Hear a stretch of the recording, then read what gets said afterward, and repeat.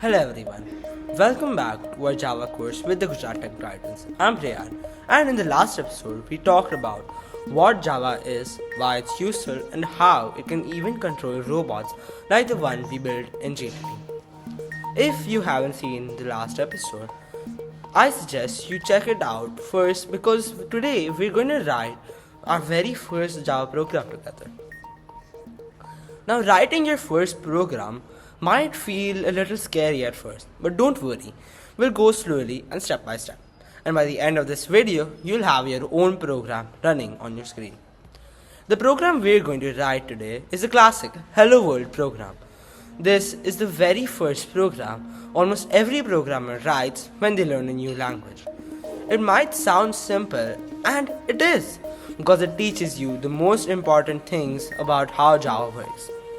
So let's open our code editor. You can use VS Code, IntelliJ, or any Java editor you like or have. First, we need to create a new file and give it a name. Let's call it main.java. In Java, the file name must match the class we write inside. Don't worry, we'll explain that part next. Now type this exactly as I do. Public class main brackets open public static void main string brackets args bracket open system dot out dot println brackets colon quotation marks hello world brackets close semicolon brackets close.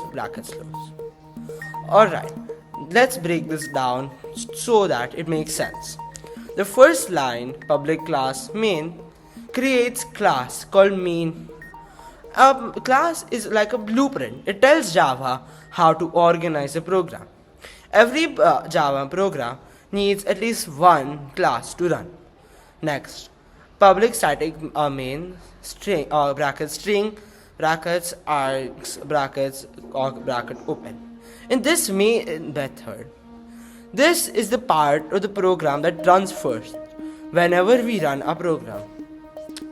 Java looks for this main method to know where to start. Think of it like pressing the start button on a robot, and the program begins there. Finally, system.out.println hello world is a line that does the actual work. It tells Java to print the message hello world on the screen. Every line of code ends with a semicolon, which is like a full stop in a sentence. Once you typed everything correctly, save the file. Now we can run the Java program.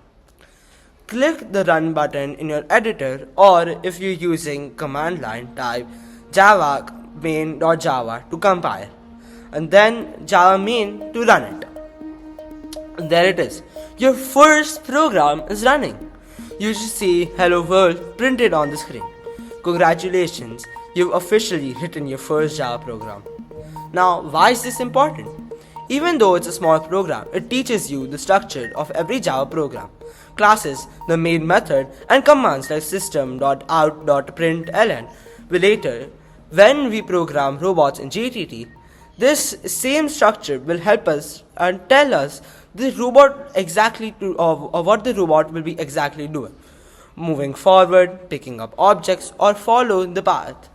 Every big program starts with small building blocks like this. Before we finish, try changing the message inside the codes. You can write your name or messages like Go GDT and run the program again. You'll see that Java prints whatever you tell it. This is the fun part. You control what the computer does. That's it for today's episode. You now know how to create a file, write a Java program, and run it successfully. In the next episode, we'll learn about variables, how to store information like numbers, words, and even scores for a robot. Keep practicing, and don't forget to experiment with your program. The more you try things, the better you understand Java. I can't wait to see you guys in the next episode, where we take coding to the next level with variables and simple calculations. See you there.